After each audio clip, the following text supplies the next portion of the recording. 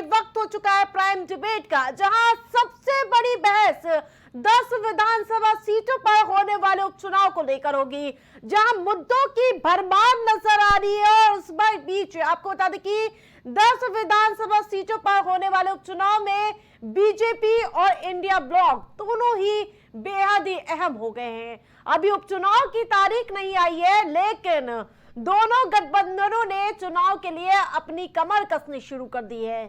संसद का सत्र खत्म हुआ तो फिर उसके बाद से लगातार वार पलटवार का दौर देखने को मिला। अखिलेश यादव लखनऊ में इन चुनाव के बीच अपने दफ्तर में जम गए हैं और उपचुनाव में सीटों और कैंडिडेट को लेकर अपने संगठन और नेताओं के बीच फीडबैक लेना शुरू कर दिया है। तो वहीं सीएम योगी ने अपने 15 मंत्रियों को बुलाकर 10 विधानसभा सीटों पर होने वाले उपचुनाव के लिए बैठक की थी।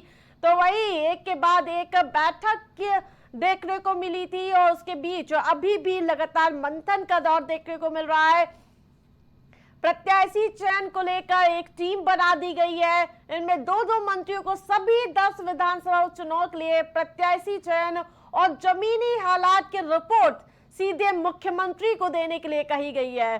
तो वहीं मुख्यमंत्री योगी आदित्यनाथ को कटहरी मिल्कीपुर सीट की जिम्मेदारी दी गई है। तो वही सामने से कटहरी सीट से शिवपाल सिंह यादव अखिलेश यानी कि मुख्यमंत्री योगी आदित्यनाथ को सीधी तौर पर चुनौती देते हुए नजर आएंगे। मिल्कीपुर की जिम्मेदारी अवधेश प्रसाद को दी गई है, तो वहां पर भी कांटे का मुकाबला देखने को मिलेगा, क्योंकि इस बार चुनौती काफी देखने को मिलेगी मिल्कीपुर सीट पर, क्योंकि अयोध्या की मिल्कीपुर सीट पर लगातार चुनावी सरगर्मियां तेज होती हुई नजर आ रही है। जबकि केशव प्रसाद मौर्य को फूलपुर और इसके अलावा उनके सामने इंद्रजीत सरोज को फूलपुर की जिम्मेदारी दी गई, यानी कि केशव प्रसाद मौर्य के सामने इंद्रजीत सरोज होंगे जो सीधे तौर पर समाजवादी पार्टी का प्रतिनिधित्व करेंगे और पार्टी को मजबूती दिलाने के लिए एक्टिव रहेंगे। यूपी में उपचुनाव के लिए बीजेपी का प्लान, जी हाँ, सभी मंडल स्तर के पदाधिकारियों के साथ योगी लगातार बैठक करते हुए नजर आ रहे हैं। ताबड़तोड़ दौरा जारी है अयोध्या का। इस बीच माना जा रहा है कि इस बार अयोध्या में बीजेपी पासी काट खेल सकती है। तो वहीं यूपी में उपचुनाव के लिए समाजवादी पार्टी की अगर तैयारी की बात करें तो अयोध्या से अवधेश प्रसाद के बेटे को उतारने की तैयारी है। करहल से तेज प्रताप यादव चुनाव लड़ सकते हैं। सीसामऊ की अगर बात करें तो इरफान सोलंकी की मां या पत्नी को टिकट मिल सकता है।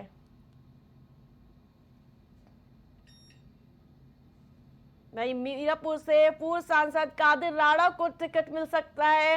अंबेडकर नगर में लालजी वर्मा की बेटी को टिकट मिल सकता है। और इसके साथ साथ लोकसभा चुनाव में बीजेपी को कई झटके भी लगे हैं। जी हाँ, जिस प्रकार से लोकसभा चुनाव का प्रदर्शन देखा गया है समाजवादी पार्टी का, वो कहीं ना कहीं एक लकीर खड़ी करती हुई नजर आई। जिस प्रकार से समाजवादी पार्टी ने इस बार बेहतरीन प्रदर्शन किया है 80 सीटों में, तो वो कहीं ना कहीं एक सरदर्द बन चुकी है भारतीय जनता पार्टी के। 2019 में लोकसभा में यूपी की 80 सीटों में से बीजेपी ने 64 सीटें जीती थी, जबकि 24 में लोकसभा चुनाव में 80 सीटों में बीजेपी को सिर्फ 33 सीटें मिली है। समाजवादी पार्टी कांग्रेस में आखिरकार सीट बंटवारे को लेकर जो बात नहीं बन सकती है ऐसा माना जा रहा था, लेकिन लगातार मंथन के बीच ये कयास लगाए जा रहे हैं कि इस बार अखिलेश यादव और राहुल गांधी उपचुनाव साथ मिलकर लड़ सकते हैं। और सबसे बड़ी बात, तो इस बार मायावती भी ताल ठोकती हुई नजर आ रही है। तो यानी इस बार त्रिकोणीय मुकाबला देखने को मिलेगा उपचुनाव में।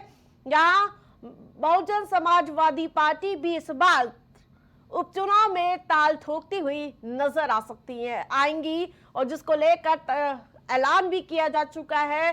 तो वही कहीं ना कहीं मायावती अपने जनाधार को वापस लाना चाहती है। और दूसरा, जो लगातार विपक्षी दल आरोप लगाते रहे हैं कि बी टीम है भारतीय जनता पार्टी के, उस आरोपों को भी धुलने का प्रयास मायावती कर सकती है इस उपचुनाव में।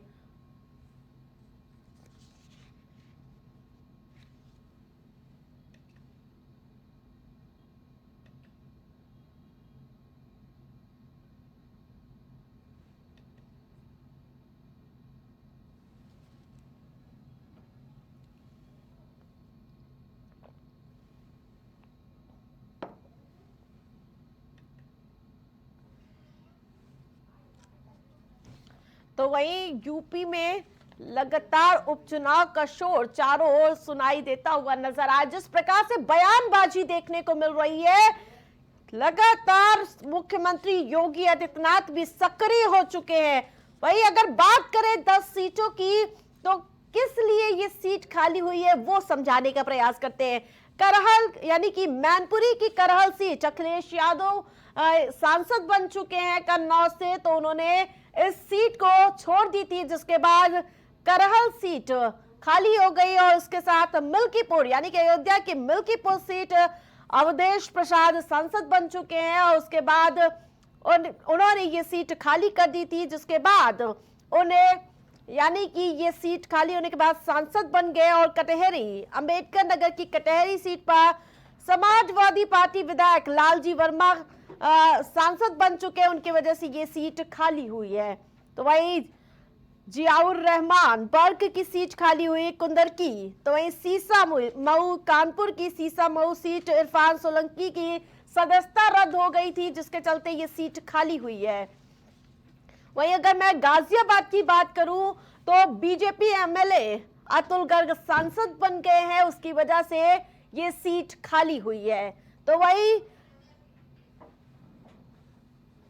यूपी में उपचुनाव किसका चलेगा दांव। करहल विधानसभा सपा से विधायक अखिलेश यादव सांसद बन चुके हैं, इसकी वजह से सीट खाली हुई। मिल्कीपुर से आपको बता दें कि अवधेश प्रसाद विधायक थे, उनको वो सांसद बन गए, इसकी वजह से ये सीट खाली हुई। अगर कुंदरकी की बात करें तो सपा से विधायक जियाउर रहमान सांसद बने, सीट खाली हो गई। सीसा मऊ विधानसभा से इरफान सोलंकी की सदस्यता रद्द हुई, सीट तभी खाली हुई। तो एक गाजियाबाद विधानसभा से बीजेपी से विधायक अतुल गर्ग सांसद बने हैं, जिसकी वजह से ये सीट खाली हुई है। अगर खैर की बात करूं तो बीजेपी से विधायक अनूप प्रधान सांसद बने हैं, जिसकी वजह से सीट खाली की हुई है। जहां अब उपचुनाव होंगे, रालौर से विधायक चंदन जो कि सांसद बन गए, उसकी वजह से सीट खाली हुई है। तो वही विधानसभा चुनाव के बाद कई सीटें खाली हुई हैं, उसके बाद अब उपचुनाव का रण देखने को मिल रहा है। चुनावी टेंशन बीजेपी में मंथन। यूपी की 75 में से 72 सीटों पर वोट बैंक कम हुआ है, यानी कि बीजेपी का वोट फीसदी घटा है। 12 सीटों पर 1 लाख से ज्यादा वोट कम हुए हैं। 36 सीटों पर 50,000 से 1 लाख के बीच वोट घटे हैं। 2019 में बीजेपी को 4.1 करोड़ वोट मिले थे, जो घटकर 2024 में 3.6 करोड़ वोट ही मिल पाए हैं। कहीं ना कहीं भारतीय जनता पार्टी की मुश्किलें बढ़ी हैं। लोकसभा चुनाव में पिछली बार के मुकाबले 50 लाख कम वोट मिले हैं। मिल्कीपुर की जिम्मेदारी सूर्य प्रताप शाही मंकेश्वर शरण सिंह को दी गई है। कटहरी की जिम्मेदारी स्वतंत्र देव सिंह आशीष पटेल को दी गई है। बीजेपी ने अपनी मंत्रियों की फौज उतार दी है। सीसा मऊ की जिम्मेदारी सुरेश खन्ना संजय दुसाद को मिली है। फूलपुर की जिम्मेदारी दया शंकर सिंह राकेश सचान को दी गई है। मीरापुर सीट की जिम्मेदारी अनिल कुमार सोमेंद्र तोमर को सौंपी गई है। कुंदरकी की अगर बात करूं तो धर्मपाल सिंह जेपीएस राठौर इस सीट पर भारतीय जनता पार्टी को मजबूत करने के लिए उतरते हुए नजर आएंगे। मझवा सीट की जिम्मेदारी अनिल राजभर को दी गई है। गाजियाबाद की जिम्मेदारी सुनील शर्मा निभाते हुए नजर आएंगे। अगर खैर सीट की बात करें तो लक्ष्मी नारायण चौधरी को यह जिम्मेदारी सौंपी गई है। करल से जयवीर सिंह पार्टी को मजबूत करते हुए नजर आएंगे। तो उपचुनाव के लिए तैयारियां जोरों शोरों से हो रही है। अवधेश प्रसाद का चैलेंज, उपचुनाव में बीजेपी हारेगी। अवधेश प्रसाद जो अयोध्या से सांसद है, उन्होंने दावा किया 50,000 वोटों से जीतेगा सपा उम्मीदवार, यानी कि दावों वादों का बीच मिल्कीपुर सीट से फिर मिलेगी उस भारतीय जनता पार्टी को मात। तो आपने देखा किस प्रकार से चारों तरफ से हलचल देखने को मिल रही है। इस बार 10 सीटों पर उपचुनाव होने वाले हैं, जिसको लेकर सभी पार्टियां अपनी अपनी तैयारियों में जुट चुकी है। जहां भारतीय जनता पार्टी ने सुपर 30 बनाया है, जिसको लेकर लगातार दावों वादों कयासों और बयानबाजियों का दौर चालू हो गया है। तो हमारे साथ पैनलिस्ट भी जुड़ चुके हैं चर्चा के लिए। तो वहीं किशोर यादव हमारे साथ भारतीय जनता पार्टी से प्रतिनिधित्व करते हुए नजर आएंगे। तो वहीं समाजवादी पार्टी से पूजा मिश्रा, वरिष्ठ पत्रकार अशोक राजपूत भी हमारे साथ जुड़ चुके हैं। आप सभी मेहमानों का बहुत बहुत स्वागत है। तो वहीं सबसे पहले मैं अशोक जी के पास जाऊंगी। जिस प्रकार से इस बार 10 सीटों पर घमासान देखने को मिल रहा है, क्या लगता है भारतीय जनता पार्टी पर इस बार चुनौती अधिक होगी? देखिए, उपचुनाव है और उपचुनाव नॉर्मली माना जाता है क्योंकि लोकसभा चुनाव के पृष्ठभूमि में उपचुनाव हो रहे हैं, क्योंकि वहाँ सांसद चुने गए हैं तो सीटें खाली हुई हैं और उन कारण से हो रहा है, ये उसकी पृष्ठभूमि है। उस पृष्ठभूमि का दूसरा जो स्थिति है कि उस चुनाव के साथ पहले जो भारतीय जनता पार्टी लंबे समय से उत्तर प्रदेश में 50 से ऊपर 60 से ऊपर जा रही थी, तो वह उसकी काफी नीचे सीटें आई, वोट में भी कमी आई। उस वोट की कमी और ये सीटों की संख्या की कम के बाद और जब उपचुनाव होगा तो फिर ये होगा कि हालांकि इस उपचुनाव के साथ जो महत्वपूर्ण पक्ष ये रहेगा कि 5 सीटें समाजवादी पार्टी की हैं, 4 उनकी होंगी, ऐसे कुल मिलाकर 50-50 जैसी स्थिति है के रूप में ये लोग आमने सामने होंगे। लेकिन क्योंकि उपचुनाव में दोनों पार्टियां पक्ष और विपक्ष ही नहीं है, जो पक्ष हैं उनके भी एलाइज हैं और विपक्ष हैं उनके भी एलाइज हैं। पक्ष और विपक्ष के जो एलाइज हैं, तो पक्ष विपक्ष के जो एलाइज है उनके साथ उनके सीट शेयरिंग का विषय है। पहले जो अभी चलेगा, अभी सबसे पहले तो इलेक्शन कमीशन कब इसको अनाउंसमेंट्स करती है, मुझे लगता है अगले 10 दिन में 7 दिन में ऐसा, एक वीक के अंदर ऐसा अनाउंसमेंट हो जाएगा, क्योंकि अन्य राज्यों के जो महाराष्ट्र में और अन्य राज्यों के चुनाव होने उनके साथ इस चुनाव को होना है। तो नेचुरली अब ये उस हिसाब से जहाँ तक अंदाजा है कि अगले 7 दिन और 10 दिन के अंदर ये चुनाव घोषित हो जाए, तो घोषित होने के बाद फिर देखिए क्या होता है। लेकिन आपने अभी अपने स्टार्ट में बताया कि सत्ता पक्ष ने काफी लोगों को जिम्मेदारियां दी हैं, काफी मंत्रियों को लगाया है। हमने हमेशा से लंबे समय से देखते आए हैं, सत्ता पक्ष के लिए कोई भी चुनाव कोई भी पार्टी हो उसके लिए महत्वपूर्ण होता है, क्योंकि एक तरह से एक वो लगाने के लिए। तो वही किशोर जी भी हमारे साथ जुड़े हैं। किशोर जी, जिस प्रकार से 80 सीटों में सिर्फ 33 पर आप पहुंच गए, चुनौती इस बार लंबी है आपके लिए, कैसे काट कर पाएंगे समाजवादी पार्टी का? किशोर जी। उत्तर प्रदेश में योगी और आदरणीय मोदी जी के जो विकास कार्य है और जो उनकी प्रशासनिक व्यवस्था है, उसको देख करके आम जनमानस के बहुत अच्छा संदेश गया हुआ है। और हम इतना विकास किए हैं जिस जगह पे, चाहे वो अध्यक्ष हो, चाहे वो बनारस की धरती हो, रोड के मामले की भी बिहारों के रास्ते हैं या रोड हैं जो बाहर के हैं, वो इतने अच्छे बने हुए हैं कि आज हर आदमी आदरणीय योगी आदित्यनाथ और आदरणीय मोदी जी के विकास कार्यों पे चुनाव लड़ रहा है। और आप देखेंगी वोट का प्रतिशत आज भी भारतीय जनता पार्टी का सबसे ज्यादा। हम जो पार्लियामेंट की ये बात कर रहे हैं, हम 240 सीट जीते हैं और 99 वाले बोल रहे हैं, 90 वाले बोल रहे हैं, 37 वाले बोल रहे हैं, और हम तो 240 वाले हैं। तो 240 तो उससे भी किसी भी राष्ट्रपति जो होता है वो किसी भी बड़ी पार्टी कोई आमंत्रण देता है, इनके पास जोड़ने के बाद भी 240 नहीं हो रहा। और ये अकेले भारतीय जनता पार्टी पूरे हिंदुस्तान में 240 सीट लेके ये साबित किया है कि आज भी दुनिया की सबसे बड़ी पार्टी।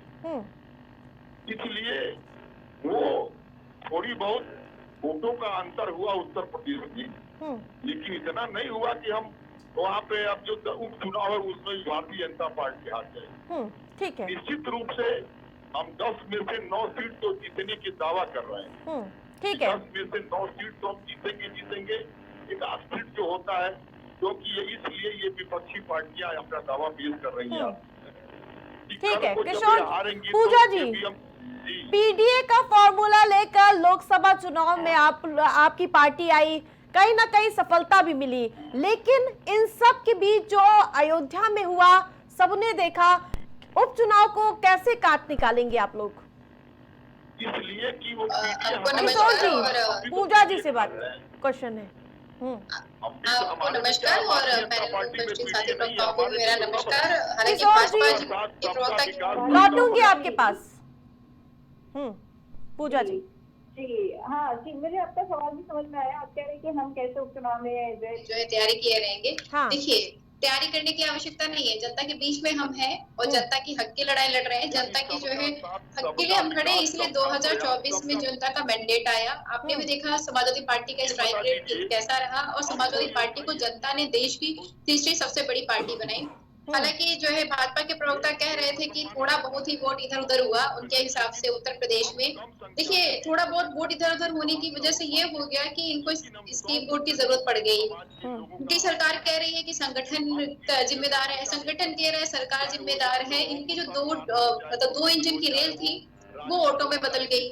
तो पीछे के चक्के हो गए डिप्टी सीएम और आगे के चक्के हो गए सीएम। और सीएम अलग भाग रहे हैं, इनकी ऑटो के दूसरे की जो पीछे के चक्के हैं वो अलग भाग रहे थे। चाहे छोड़िए, उत्तर प्रदेश की जनता की बात कर लेते हैं। उत्तर प्रदेश की जनता ये जानती है कि उनकी हित की बात कौन कर रहा है। वो चाहे 10 आने वाले बाई इलेक्शन हो, चाहे आने वाला विधानसभा चुनाव हो, क्योंकि जनता के मुद्दे हम बात कर रहे हैं और जनता के मुद्दे हम बात कर रहे हैं। इसीलिए माननीय मुख्यमंत्री उत्तर प्रदेश को जहाँ भी खड़े होते हैं काम की बात नहीं कर पाते। वो सिर्फ और सिर्फ जो है छुपने का कार्य करना चाहते हैं विपक्ष के पीछे। अगर जो है देश की बात होगी तो इंडिया अलायंस के पीछे को छुपने लग जाएंगे, उत्तर प्रदेश की बात होगी तो ये समाजवादी पार्टी के पीछे छुपने लग जाएंगे। ये अपने कर्मों को नहीं बताएंगे कि भाई 7 साल मुझे हो गया और मैंने क्या किया हुआ है। और आप सोचिए, ऐसे नौबत ला दी समाजवादी पार्टी ने कि अब ये जो है पूरे मुख्यमंत्री जो पूरा का पूरा उत्तर प्रदेश देखेंगे, जो डिप्टी सीएम पूरा उत्तर प्रदेश देखे, वो 2-2 सीटें देख रहे हैं। और इनके मंत्री, कितने मंत्री लड़े थे 2024 में? 13 मंत्री लड़े थे उत्तर प्रदेश में। जीते कितने थे? 9 हारे थे। अब आप कैलकुलेट कर लीजिए जीते कितने थे। 4 जीते थे इनके मंत्री। तो अगर आप जनता के बीच में रह के जनता का कार्य नहीं करेंगे तो जनता देख रही है। जनता ना तो जो है हमारे बहकावे में आती है, ना ही किसी और पार्टी के बहकावे में आती है। जनता अपने मुद्दों पर वोट देती है। जब उन्होंने आपको 2014 मिल्कीपुर सीट की अगर मैं जिक्र करूं, इस बार हॉट सीट बन चुकी है। मुख्यमंत्री योगी आदित्यनाथ वहां पर डटे हुए नजर आ रहे हैं क्योंकि इस बार अयोध्या सीट लोकसभा चुनाव में भारतीय जनता पार्टी हार गई थी और इसी बीच कहीं ना कहीं एक कांड हो जाता है। अयोध्या में रेप कांड सामने आता है, आपकी पार्टी के नेता का नाम सामने आता है, उसके बाद ये सीट और अधिक सुर्खियों में हो जाती है। इस पर क्या कुछ कहेंगी आप? देखिए, जो है जो अयोध्या में जो मामला आया और उस पर भी मुझे लगता है कार्रवाई चल रही है और एक्यूज्ड कल्प्रिट है ये सिद्ध नहीं हुआ है। अगर एक्यूज्ड कल्प्रिट है, मुझे लगता है कि उत्तर प्रदेश में कहीं भी ऐसी घटनाएं घटती हैं या देश में कई घटनाएं घटती हैं, उस पे सख्त कानून है, पर मुझे लगता है कहीं ग्राउंड पे एग्जीक्यूट नहीं हो पाता। वो एग्जीक्यूट भी होना चाहिए। और साथ ही साथ हमारा कॉन्स्टिट्यूशन ये भी कहता है कि हमारा जुडिशरी सिस्टम कहता है कि जो बेगुनाह है उनके ऊपर कार्रवाई भी नहीं होनी चाहिए। ये जो है जुडिशरी का कार्य है, जुडिशरी को डिसाइड करे कि कौन कल्प्रिट है, कौन कल्प्रिट नहीं है।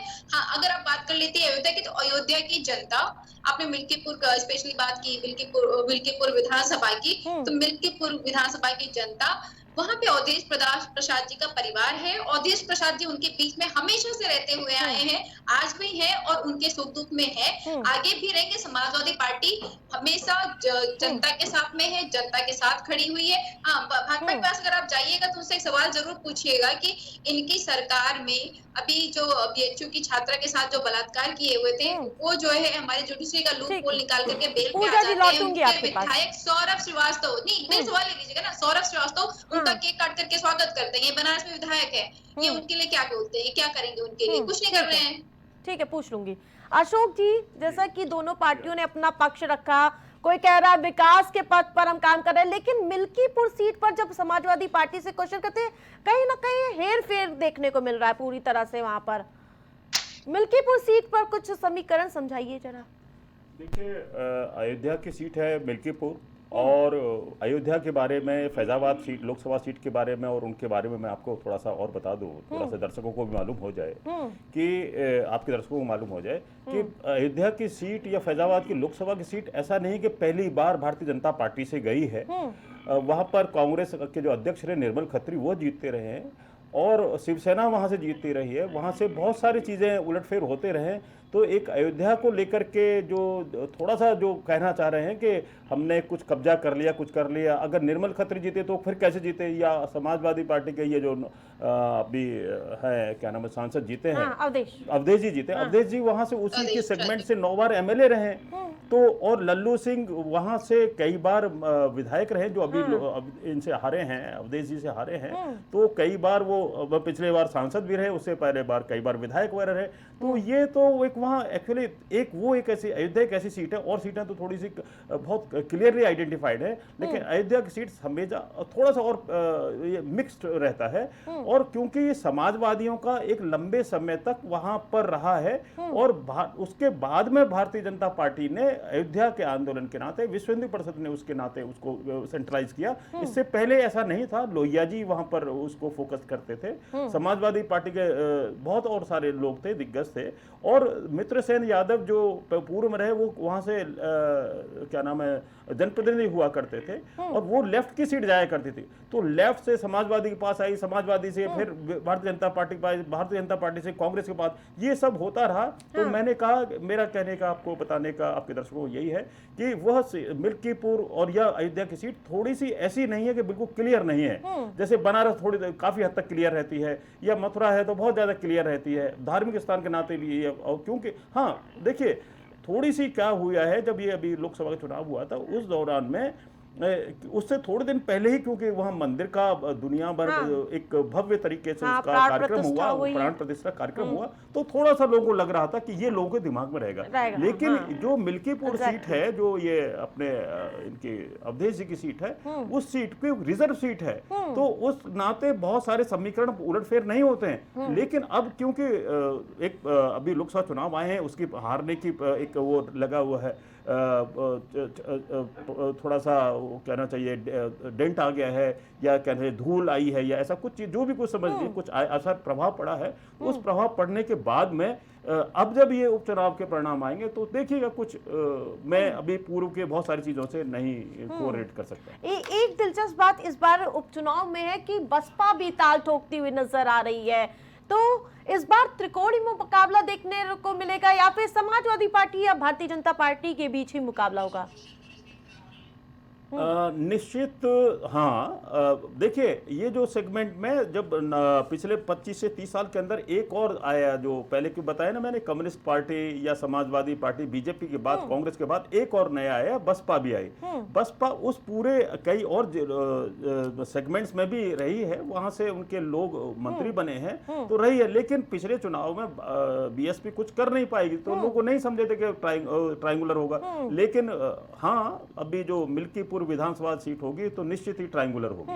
किशोर जी, जिस प्रकार से आपने विकास के अभी दावे वादे बताए कि हमारी सरकार विकास के पथ पर आगे जाकर आगे भी चुनाव लड़ेगी और साथ ही दमखम बिखेरती हुई नजर आएगी, लेकिन जो आपके सबसे मुख्य 5 चेहरे हैं उनको 2-2 सीटों की जिम्मेदारी दे दी गई। केशव प्रसाद मौर्य हो गए दोनों डिप्टी सीएम, ब्रजेश पाठक, और इसके साथ ही मुख्यमंत्री योगी आदित्यनाथ को दे दी गई 2 जिम्मेदारी। तो क्या लगता है पांचों करिश्मा दिखा पाएंगे इस बार?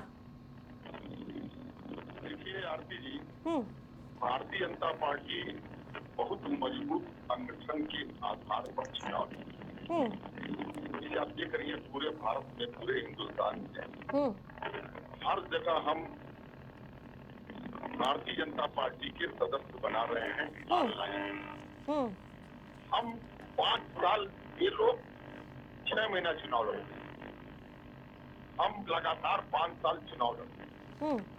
हमारी भारतीय जनता पार्टी का कार्यकर्ता हर दिन किसी न किसी प्रोग्राम में, किसी न किसी कार्यक्रम में हुआ रहता है, और लगातार कार्यक्रम चलता है। लोगों को अपना संगठन बनाने के लिए चुनाव के 6 महीना पहले ही लोग खड़े होते हैं, प्रचार करते हैं, जानते हैं। भारतीय जनता पार्टी 24 घंटे चुनाव लड़ती है, और हर साल चुनाव लड़ती है, कभी इसको बैठने का मौका नहीं मिलता। हम ये कहना चाहते हैं कि किन मुद्दों पर वहाँ के लोग जो 10 चुनाव हो रहे हैं, भारतीय जनता पार्टी को किस मुद्दे पे छोड़ेंगे, किस मुद्दे पे वो विपक्षी पार्टी को करेंगे। वो जानते हैं कि सबसे बड़ा हित जनता का विकास का हित होता है, और वह विकास का हित आज केंद्र और राज्य की दोनों सरकारें भारतीय जनता पार्टी की, और दोनों सरकारों ने मिलकर एक नया इतिहास रचा है और नया विकास की धारा बहाई है। तो सबकी ये मंशा ही होनी चाहिए कि भारतीय जनता पार्टी ये दोनों जो सत्ता में है, तो सत्ता के साथ उस बिल की हो चाहे अयोध्या हो, चाहे वो जो 10 सीटें हैं, उसका विकास निश्चित भारतीय जनता पार्टी के हित में होगा। और भारतीय जनता पार्टी इसी विकास के मुद्दे पर, बाकी लोग जाति के मुद्दे पर, बाकी लोग इसलिए ये हल्ला मचा रहे हैं आरती जी कि कल को ये चुनाव हार जाए तो कहेंगे कि ईवीएम खराब था। ईवीएम का चाल है, प्रशासनिक व्यवस्था से योगी जी ने जीत लिया। अभी से लोग आरोप भी लगा रहे हैं। ये तमाम आरोप इसलिए लगाए जा रहे हैं कि कल को ये चुनाव हार जाएंगे तो कहेंगे कि भारतीय जनता पार्टी ने वहाँ पे दबंगई किया, उसने अधिकारियों को खरीद लिया। ठीक है, जवाब ले लेते पूजा जी से। ये सारे आरोप ठीक है किशोर जी, सारा पूजा जी जवाब दे दीजिए। आप इनका सवाल रिपीट करते हैं, इनकी आवाज बिल्कुल मुझे सुनाई नहीं दे रही, प्रॉब्लम है कुछ इशू। जिस प्रकार से माफिया और गुंडों की पार्टी पर का आरोप लगता है आपकी पार्टी पर, ऐसे करके आप चुनाव लड़ते हैं, और उसके साथ ही जिस प्रकार से लाल टोपी का बयान भी अभी मुख्यमंत्री योगी आदित्यनाथ ने हाल ही में दिया था, लाल टोपी वाले गुंडे, इस पर क्या कहेंगी आप? चाकर रही भावना जैसी, हरी मूरत दिन देखी तैसी, इनकी भावना में ही खोट है। माननीय मुख्यमंत्री जी जो है संत हो कहते हैं ना, हमारे यहाँ लोकगीत चलता है उत्तर प्रदेश में गाँव में कि मन न रंगाए जोगी कपड़ा, आसन मार जोगी गाए है बचरा। तो माननीय मुख्यमंत्री जी इस जो लोकगीत को बिल्कुल यथार्थ करते हैं। वो खुद को संत कहते हैं और साथ ही साथ अपनी जाति भी बताते हैं डंके की चोट पे। और क्राइम तो इस कदर कम कर रखा हुआ है इन्होंने कि उत्तर प्रदेश जो है, अगर एनसीआरबी का रिपोर्ट उठा करके देखते हैं तो एनसीआरबी के आंकड़े बताते हैं कि उत्तर प्रदेश क्राइम में टॉप पे है, फेक एनकाउंटर में दूसरे नंबर पे है। और अभी इन्होंने माफियों की बात कर ली तो विनीत सिंह क्या है इनके ख्याल, मुझे लगता है कि संत होंगे, और इनकी पार्टी तो इनके पीछे ही छुप के जी रही है। मेरा मन नहीं करता कि मैं कुलदीप सिंह सेंगर की बात करूं, मेरा मन नहीं करता बृजभूषण शरण की बात करूं, क्योंकि उनपे ये कह देंगे कि कार्रवाई चल रही है। हम कह रहे हैं कि जब जो राम रहीम को पैरोल पे छोड़ता था, जो जेलर था, इसको उन्होंने अपनी पार्टी में ले लिया। राम रहीम पैरोल पे चल रहे हैं, आपको पता है कि राम रहीम अभी कहाँ पे प्रचार कर रहे हैं, किसका प्रचार कर रहे हैं और क्या चल रहा है। तो ये जनता देख रही है, हमें कहने की जरूरत नहीं है। हमें क्या जरूरत है इल्जाम लगाने की? आप स्केपगोट ढूंढते हैं। 2024 का चुनाव हो जाता है, आप कहते हैं विपक्ष हरा दिया आपको। हाँ बिल्कुल विपक्ष हराया, और अभी आप रोजगार नहीं दे पाते, उसके लिए विपक्ष जिम्मेदार है आपकी। देखा जाए तो जो है ये जिम्मेदारी लेना नहीं चाहते हैं। उत्तर प्रदेश में पेपर लीक होते हैं, ये कहते हैं कि नहीं भाई पेपर लीक नहीं हुआ है प्रधान जी। जब सुप्रीम कोर्ट का फैसला आता है कि नहीं हुआ है, तब ये मानते हैं पेपर लीक हुआ। धांधली हुई है सचिव भर्ती में, वो नहीं मानेंगे। जब हाईकोर्ट का फैसला आएगा तब मानेंगे कि धांधली हुई है। और इसी प्रकार से अयोध्या के नाम पे भी इन्होंने बहुत गाल बजाए। मुझे लगता है चुल्लू पर पानी में डूब मरना चाहिए इनको, कि उसकी छत टपकने लग गई मंदिर की, सड़कें डूब गए और वहां के लोगों को बिल्कुल हरजाना तक नहीं दिया, उन्हें घरों से बेघर कर दिया। और 13,000 नाम तो वो पूजा जी आपने इतने सारे नाम गिनाए, लेकिन नवाब सिंह और मोहित खान का जिक्र नहीं किया एक बार भी। क्या कहेंगे इस पे? तो मैं आप चाहती तो मैं वो कर देती हूँ, बिल्कुल। नवाब सिंह जो है, नवाब सिंह इन्हीं की पार्टी के साथ में टहल रहे थे, और इनको जो है कार्रवाई करने के लिए जब गए वहां पे, तो वहां पे बच्चे की बुआ को छोड़ देते हैं। हमने तब भी कहा कि आपने बुआ को क्यों छोड़ दिया? आप सबको लेके जाइए, आपका कार्य है जुडिशरी देखना, आपका कार्य है कि कानून व्यवस्था उत्तर प्रदेश में सही है, तो आप कानून व्यवस्था को बनाइए। आप नहीं बनाते। अगर आप मोहित खान की बात करते हैं तो मोहित खान के ऊपर अभी भी वो एक्यूज्ड है, और आपको पता होगा एक्यूज और कल्प्रिट में क्या डिफरेंस है। अगर मोहित खान की फैमिली कह रही है, उसकी बच्ची 15 साल की कह रही है कि नहीं मेरे पिताजी ऐसा नहीं कर सकते, तो डीएनए का मांगा है। अगर डीएनए आती है कल्प्रिट से तो होते, आप कार्रवाई करें, जुडिशरी सिस्टम में जज जजमेंट सुनाए। हम तो कहते हैं आपने एक और बात की एनकाउंटर की, फेक एनकाउंटर हो रहा है, उसमें भी आप लोग जाति ढूंढ रहे हैं। अपराधियों की जाति पहले ढूंढी जाएगी। क्या बात करती है? आपको तब नहीं दिखा जब मुख्यमंत्री जी 15-20 लड़कों में से जब लखनऊ के बीच शहर में एक महिला के साथ में दिन दहाड़े बदतमीजी होती है, उनमें से सिर्फ 2 नाम ढूंढ लेते हैं और सदन में जाति और धर्म की राजनीति करते हैं। आपको तब नहीं दिखा जब सावन के महीने में माननीय मुख्यमंत्री जी धार्मिक उन्माद लाना चाहते हैं। अगर सुप्रीम कोर्ट ना रोकता तो धार्मिक उन्माद ला करके रहते। ये भारतीय जनता पार्टी जाति धर्म देख करके कर रही है कार्रवाई। अगर जो है मंगेश की परिवार कह रहे हैं कि इसको 2 दिन पहले गिरफ्तार किया गया, कहा गया कि पूछताछ के लिए लेके जा रहे हैं और पूछताछ के लिए लेके जाने के बाद में 2 दिन बाद एनकाउंटर हो जाता है। पर क्या मंगेश के कहेंगे? ऊपर नहीं, मंगेश के ऊपर 10 केसेस, ठीक है, मंगेश के ऊपर 10 केसेस और वहीं पे विवेक प्रताप सिंह के ऊपर 36 केसेस, मुख्य आरोपी, और वो सरेंडर कर देता है, उसको आप आराम से रखते हैं। तो अगर जहाँ पे प्रश्न चिन्ह आएगा वहां पे प्रश्न तो अशोक जी, पूछा ही जिस प्रकार जाएगा। से आप देख पा रहे हैं कि राजनीति भी अपराधियों पर होने लगी, राजनीति का स्तर देख रहे हैं आप? आरती जी, बड़ी आश्चर्य की बात है। और समाजवादी पार्टी जब ये कहे कि हम अपराधी के फ्री हैं, अपराधी मुक्त हैं, तो ये तो एक कौन सा वाला कहते हैं कि गजब है। मेरे एक लंबा समय हो गया मुझे पत्रकारिता में, एक 3 दशक से ज़्यादा हो रहे हैं। एक बड़ी ही इसे कुछ और भी शब्द हैं जो मैं तो नहीं कहूँगा, लेकिन नहीं, ढीठता और दिखा रहे हैं। आप अपराधी के साथ भी खड़े हैं, अपराधी के साथ खुल के खड़े हो रहे हैं। अपराधी को आप आइडेंटिटी, आप ये बताइए, जब उसके खिलाफ गैंगस्टर लगा हो तो गैंगस्टर कब लगता है? गैंगस्टर लगने के बाद 7 केसेस थे और पिछले ये तो 8 या 9 साल का ही उनका घटनाक्रम है। आप मेरा एक सवाल बिल्कुल ले लीजिए, उसके बाद में फिर जवाब लीजिएगा। ये बताइए कि जो है जो इनके सौरभ श्रीवास्तव है जिन्होंने रेपिस्टो का केक काटकर स्वागत किया, इस पे भाजपा क्या कर रही है? कोई सवाल ही नहीं पूछता ना। परेशानी तो इस बात की है ना कि जो सवाल मूलभूत होने चाहिए, मुख्यमंत्री जब जन्म देते हैं जाति और धर्म के नाम पे राजनीति करके, जब उनका बुलडोजर से घर ढूंढता है, आपको भी पता है कि देश चलता है कॉन्स्टिट्यूशन से, एग्जीक्यूटिव, लेजिस्लेटिव, आपकी पार्टी पर भी तो सवाल उठते हैं। आप खाली डीएनए टेस्ट लड़कियों का मांगने लगती है, जो बेचारी पीड़िता उनके साथ खड़े होने चाहिए आपकी पार्टी को, आप उनका डीएनए रिपोर्ट मांग लेते हैं। अपराधियों में यादव खान ढूंढने लगते हैं आप लोग, उस पर क्या कहेंगी आप? आप क्या बात कर रहे हो? हम यादव खान नहीं ढूंढने लगते हैं, माननीय मुख्यमंत्री जी ढूंढ के जो है जुडिशरी का मजाक सेलेक्टिव राजनीति चल रही है क्या? कोई गोली मार करके चला जाता है, पुलिस कस्टडी में आकर के कोई जो है गोली मार करके चला जाता है और ये पुलिस का मजाक बना करके रखे हुए हैं। अगर जजमेंट आता है, किसी को फांसी की सजा सुनाई जाती है, सुनाई जाए, जजमेंट आए, कोर्ट फैसला करे। ये कोई राजशाही थोड़ी चल रही है, लोकतंत्र चल रहा है, कॉन्स्टिट्यूशन से चलता है। कोई राजा फैसला थोड़ी करेगा कि मुख्यमंत्री है तो राजा है, उनका फैसला होगा। ठीक है, किशोर जी जवाब दे दीजिए। किशोर जी जवाब। अपराधी हेलीकॉप्टर में बैठ के आते लेकिन कभी भी भारतीय जनता पार्टी अब तो माला पहना के स्वागत करते हैं, रैली निकालते हैं समर्थन में, चाहे वो लूट और डकैती के प्रति हो, उसमें गोली उनको भी लगी है जो यादव नहीं थे। गिरफ्तार वो रिमांड पे भी लिए गए हैं जो यादव नहीं थे। ये कहना, एक झूठे आरोप लगा करके एक वर्ग विशेष की चर्चा करना, ये गलत बात है। बीएचयू पे क्या कहेंगे आप? ये बताइए, यही बीएचयू वाले मामले में नहीं, भारतीय जनता पार्टी ने सबसे मध्य प्रदेश का एक मुख्यमंत्री इसी यादव समाज से बनाया, और आज ये बताइए इससे बड़ा सम्मान क्या हो सकता है? हम तमाम विपक्षी पार्टियों से कहते हैं, उनके परिवार के अलावा छठवां कोई पार्टी लड़ने के लिए तैयार नहीं होती है क्या? छठवां कोई यादव उत्तर प्रदेश में नहीं है क्या? हमने तो बता दिया कि मध्य प्रदेश में सबसे बड़ी कुर्सी हमने यादव समाज को दिया। हमने भू विकास बैंक के चेयरमैन को हमने यहाँ पे यादव बनाया। हमने भूपेंद्र यादव जी को दिल्ली के पार्लियामेंट में हमने मंत्री बनाया। इनसे बस पूछ लीजिए सौरभ श्रीवास्तव क्या करेंगे जो रेपिस्टो का केक काटकर स्वागत करते हैं। बीएचयू वाले पे आ जाइए किशोर जी, बीएचयू वाले मामले पे आइए। बीएचयू वाले मामले पे कानून अपना काम किया, उनकी गिरफ्तारी हुई, पार्टी ने उनको बाहर किया, वो जेल के अंदर हैं। हमने कार्रवाई किया उनके खिलाफ। हम किसी के खिलाफ हम दो नीति नहीं अपनाते। हमने उनके खिलाफ गिरफ्तार है, वो बंद है, हमने पार्टी से उनको बाहर से कर दिया।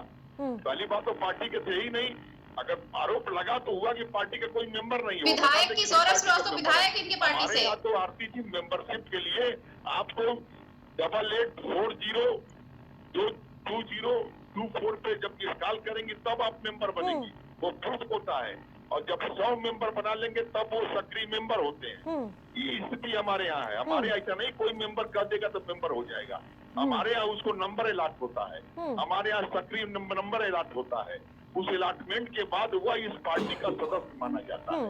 इसलिए ये कहना कि भारतीय जनता पार्टी कतई पक्षपात नहीं करती है और जहाँ रिकॉर्ड उठाएंगी तो हमने हर वर्ग में चाहे वो बदमाश किसी जाति का नहीं होता, उसकी एक ही जात है, वो बदमाश है, वो क्रिमिनल है और उसके खिलाफ और कार्रवाई होती है। तो आप जनमानस में आपने देखा होगा, आज हमारे मैं जिस कुशीनगर में रहता हूँ सबसे बड़ा बौद्ध स्थल है, सबसे बड़े दुनिया के तमाम बड़े देश के लोग यहाँ घूमने आते हैं। मुझे लगता है मेरा प्रश्न इन तक नहीं पहुंच पा रहा है। मेरा प्रश्न पहुंचाइए सीधे सीधे कि सौरभ श्रीवास्तव वाराणसी से विधायक है, वो रेपिस्टो का केक काट करके स्वागत करते रात हैं। में 12 बजे भी निकलते हैं, खाना खाते हैं, टहलते हैं। ये है योगी जी की सरकार। किशोर जी, रात में अपने घरों तक सुन लीजिए, जवाब दे दीजिए। पूजा जी, जिस प्रकार से आरोप लगा रही हैं कि विधायक के काट के स्वागत करते हैं, बीएचयू में सौरभ श्रीवास्तव। किशोर जी देखिए, व्यक्तिगत किसी विधायक से कोई संबंध है, पहले का फोटो बाद में भी वायरल हो जाता है। अगर पहले किसी का फोटो रहा होगा, वो विधायक जी होंगे, तो हमारा तो आकर के वो क्लियर क्यों नहीं करते थे विधायक जी सामने? पार्टी से कोई संबंध नहीं रहता है। सामने आके क्लियर ही नहीं कर पा रहे हैं, और आप कह रहे हैं कि पुरानी फोटो हो सकती है। आगे सबूत दे दे पुरानी फोटो है।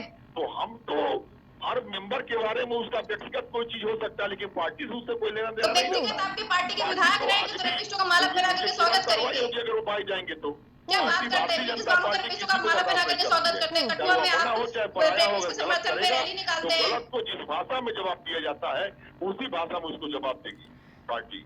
आपने देखा भी होगा। हाँ, हमने देखा था, ब्रजभूषण शरण सिंह की जगह उनके बेटे को टिकट दे दिया जाता है। उनके भी खिलाफ हमारी सरकार ने ही एफआईआर दर्ज कराया। हाँ, ब्रजभूषण शरण सिंह पे आरोप लगते हैं, उनके बेटे को टिकट दे दिया जाता है। इस पे क्या कहेंगे? नहीं, हमने भी भूषण सिंह शरण सिंह के खिलाफ भी एफआईआर भारतीय जनता पार्टी की सरकार ने लगाया। अगर उनके लड़के को टिकट दिया तो अकेले उनके लड़के अपने वोट से नहीं जीत गए। वहाँ की जनता ने उनको मतदान किया, और जनता ने अगर उनको अपना नेता माना, उनको वोट दिया, तो सांसद चुना। अगर जनता ने उसको इनकार किया होता तो उनको वहाँ की जनता को हरा देना चाहिए था। यानी वो छवि ब्रजभूषण सिंह के लड़के में थी कि वहाँ के 5 से 7 लाख लोगों ने अपना मतदान फिर तो आपको अधिकार ही नहीं है अतीक अहमद को, मुख्तार अंसारी को माफिया कहने का। उनको भी जनता वोट देती रही। उनको प्रूफ किया है। तब तो आप वहाँ पे दाग बजा के कहते हैं कि नहीं ये तो माफिया है। ठीक है, लॉजिक से जाए तो ठीक है, ठीक है। अशोक जी, जिस प्रकार से अभी आपने देखा कि जाति देख के एनकाउंटर हो, इसके साथ ही डीएनए रिपोर्ट हो, और महंगाई, बेरोजगारी समेत कई ऐसे मुद्दे हैं इस बार जो कहीं ना कहीं इस बार कांटे की टक्कर देखने को मिलेगी। देखिए, ये जो उपचुनाव को लेकर के तो ये बहुत सारे विषय नहीं आएंगे, न महंगाई आएगी, न बेरोजगारी आएगी।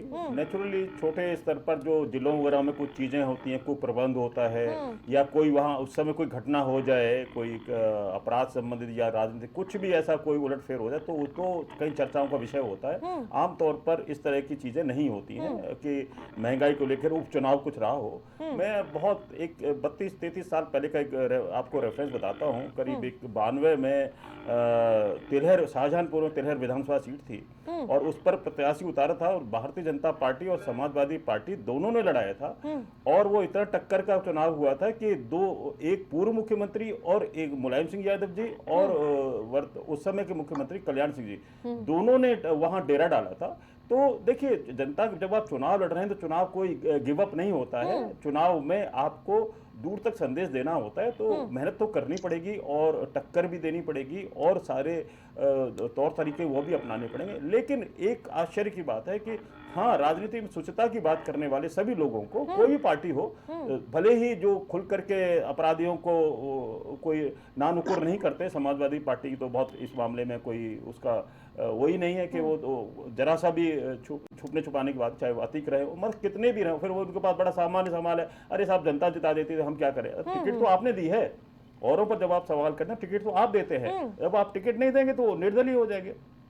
मायावती करती थी ना, मायावती प्रहार करती थी ना राजनीतिक हथियार, तो यही अतीक को अपने ही आवास के पहुंचने तक तब तक गिरफ्तार करा दिया गया था। देखिए, कड़ाई अपराधी के प्रति कोई लैक्सिटी नहीं होनी चाहिए, और बहुत तरह के ऐसे अपराध हैं जिनके प्रति तो कोई चर्चा, मतलब बहुत सारी जो कुचर्चाएं होती हैं, वो उनका कोई स्थान नहीं है। समाज इन सब चीज़ों को बहुत बारीकी से देखता है, और ये राजनीतिक दल के नेता अगर उसको इग्नोर करते हैं, समझते हैं कि ऐसा नहीं है, तो बहुत गंभीर बात है। अगर कोई बेटी, कोई स्त्री, कोई वर्किंग वुमेन या दूसरे कोई भी अगर रात को कंफर्टेबल उठ के अपने पेरेंट्स के पास पहुंच जाते हैं, हॉस्टल वापस आ जाती है, ये सब चीजें, तो ये से एक पॉजिटिव ही माना जाएगा। और यही चाहते हैं, दुनिया में हर आदमी यही चाहता है। आप कौन कैसे रह रहा है ये कोई विषय नहीं है, लेकिन ये जरूर अपेक्षा की जाती है हम हर हालत में सब कुशल घर वापस हो, सब कुशल अपने जॉब पर जाएं, सब कुशल जो भी कुछ कर रहे हैं, हम बिजनेस कर रहे हैं वो भी सब। अब भाई लंबे समय पर उत्तर प्रदेश ने रंगवादी वसूलते देखा है लोगों को ना, वो भी पॉलिटिकल शेल्टर से होता था।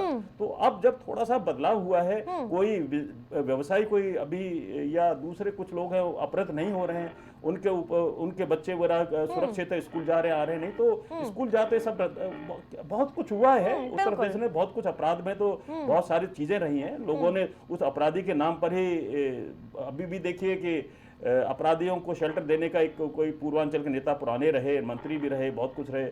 अब उनकी मूर्ति वगैरह को लगाने नहीं लगाने को, अब हो सकता है नीचे स्थानीय स्तर पर उनका प्रभुत्व रहा हो, लेकिन आप उनकी एक इमेज तो बिल्कुल दूसरी थी ना।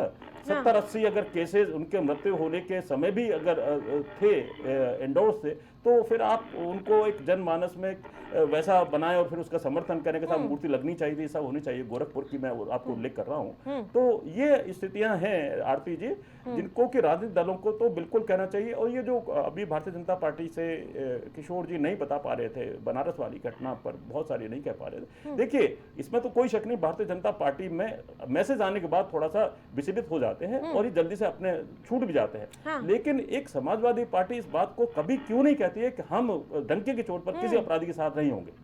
फिर अभी ये जो चाहे मिल्कीपुर वाली आई हो या मैनपुरी वाली घटना आई है, तो उसके बाद थोड़े से आए हैं, क्योंकि अखिलेश थोड़े से दूसरे मिजाज के नेता हैं, तो उन्हें नहीं सीधे सीधे यही कहीं मुलायम सिंह जी रहे होते या दूसरे और नेता समाजवादी रहे तो बिल्कुल डंके की चोट पर। और हमने तो बाकायदा अतीक के साथ उनके कैसे रिश्ते रहे ये सब हमने खूब लंबे याद देखा है। बहुत सारे लोग हैं, पश्चिम के डीपी यादव वगैरह बहुत सारे नाम हैं, बड़े बड़े नाम हैं। तो लेकिन राजनीतिक स्वच्छता की बात करके और राजनीतिक स्वच्छता के ऊपर कायम रहना ये महत्वपूर्ण बात है। भारतीय जनता पार्टी अभी थोड़ी सी अपराध को लेकर के बचती है और अच्छी बात है ये। बिल्कुल पूजा जी, जिस प्रकार से माफिया राज और उसके साथ ही माफियाओं के साथ संबंध रहता है, इस पर क्या कहेंगे आप? देखिए जो है, जिन माफियाओं का नाम ले रहे हैं मुझे बताइए कि उनमें से जिंदा कौन है? अभी जो जिंदा है वो तो सारे के सारे जो है भारतीय जनता पार्टी के अंदर है। भारतीय जनता पार्टी के अंदर जो है एक उसके साथ में आई थी कि हम माफियाओं को जो है नहीं रहने देंगे, अगर वो जेल में होंगे तो उनको कस्टडियल डेथ करा देंगे, अगर वो कोर्ट जाते रहेंगे तो हम उनको रास्ते में मरवा देंगे, अगर वो जो है बाहर है और मजबूत है तो हम उनको अपनी पार्टी में ले लेंगे। तो अभी देखा जाए तो भी बीसीआरपी भी कहती है कि इनके यहाँ पे 48% मंत्री और सांसद विधायक जो है आपराधिक मुकदमों में है, और उनके ऊपर बहुत सारे तो ऐसे भी इनके यहाँ पे सांसद विधायक है जिनके ऊपर महिला अपराध के जो है मामले दर्ज हैं। और सबसे ज्यादा आपको पता है, मुझे बताने की जरूरत नहीं कि भाजपा में ही ऐसे व्यक्ति हैं, और लिस्ट को अगर नाम सुनाने चले जाएंगे तो बिल्कुल गिनाने लगेंगे तो बहुत लंबी लिस्ट है पूजा जी। ठीक है, जवाब दीजिए। हाँ ठीक है, जिस प्रकार से कांग्रेस से अलायंस के साथ इस बार ताल ठोकती हुई नजर आएगी समाजवादी पार्टी, इस पर क्या? इस बार अलायंस के साथ, इंडिया अलायंस के साथ ही उपचुनाव में भी आप लोग आगे बढ़ेंगे? बिल्कुल बिल्कुल, हम जो है हमने 2024 का चुनाव भी इंडिया अलायंस के साथ में ही लड़ा था। हमारे आपको पता है कि विचारधारा अलग होती है तो पार्टियां अलग होती है, और जब मुद्दे एक होते हैं तब जाकर के ये गठबंधन बनता है। तो समाजवादी पार्टी और कांग्रेस और जो भी इंडिया अलायंस में घटक दल है, हम सबके मुद्दे एक है कि कॉन्स्टिट्यूशन के अकॉर्डिंग जो है देश चलना चाहिए, बेरोजगारी, महंगाई और जो है किसानों पे जो अत्याचार है, ये सारी चीजें खत्म हो जानी चाहिए। हम उन मुद्दों के साथ में आगे बढ़ रहे हैं, और हम बाई इलेक्शन भी जो है इंडिया गठबंधन के साथ लड़ेंगे, और होपफुली आने वाला 27 का चुनाव भी हम इंडिया अलायंस में रहकर ही लड़ेंगे। ठीक है किशोर जी, जिस प्रकार से महंगाई, बेरोजगारी और सबसे बड़ा मुद्दा 69,000 शिक्षक का अभी गर्माता हुआ नजर आ रहा है, इन सबको काट करके, यानी कि 27 का चुनाव भी सामने, उपचुनाव भी है, कैसे काट निकालेंगे इसकी? अभी आपने अखबार में पढ़ा होगा कि हम 1 लाख नई शिक्षकों की भर्ती करने जा रहे हैं। हम अभी पुलिस की भर्ती आपने देखा है, उसको भी सरकार ने 1 लाख करने का फैसला किया है। यहाँ से रोजगार की अगर महंगाई थोड़ी बढ़ रही है तो पर कैपिटा इनकम भी बहुत है। आप देखिए, ऐसा नहीं है कि आप सोच लीजिए कि जब गेहूँ 20 रुपए किलो हुआ करता था तो तनख्वाह एक न्यूनतम मान ली जाए, अगर टीचर की या जनरल तनख्वाह 25 रुपए की सेवा करती थी, 90,000 करके जो टीचर थे उसकी तनख्वाह 3 लाख रुपया चुकी है। और ये आप जो गेहूँ का दाम है, चावल का दाम, ये बीच से क्या किसानों को दाम मिलने का अधिकार है। हम ये चाहते हैं कि तनख्वाह पाए 1.5 लाख और आलू खरीदे हम 10 रुपए की, प्याज खरीदते 10 रुपए की। थोड़ी सी मैं ये नहीं कहता कि महंगाई बहुत करता हूँ कि आपकी क्षमता भी खूब हो। आज इतनी क्षमता आम लोगों की है, आप देख रहे हैं बड़ी दुकानों पर सबसे ज्यादा भीड़ तो हमको लगता है सोने की दुकानों पर रहा है। थोड़ा लगन शुरू होने दीजिए, अगर आपको शादी में खरीदना है तो 2-3 घंटा वेट करना पड़ेगा। तो पर कैपिटा इनकम बढ़ा है यहाँ के लोगों का।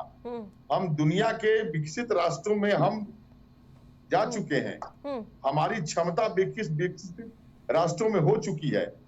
हम इस हैसियत में आ चुके हैं कि हम किसानों को 20% एमएसपी उनको दे सके, उनको अधिक दाम दे सके। हम इस स्थिति में है कि गरीबों को हम मुफ्त राशन दे सके। ये सारी चीजें जोड़ने के बाद आप इनकम को देखेंगी तो मेरे ख्याल से मुफ्त राशन से जनता कुछ ज्यादा मांग रही है।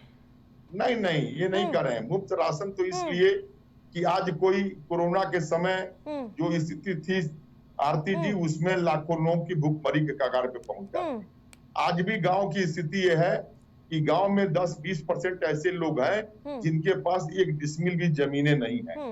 अगर उनके यहाँ कोई बीमार पड़ गया, अगर इस तरह हो गया या कोई मालिक नहीं कमाने की स्थिति में है, अब परिवार में 10 लोग हैं, तो आज आदरणीय योगी आदित्यनाथ मोदी जी की देने उसका खर्च चलता है।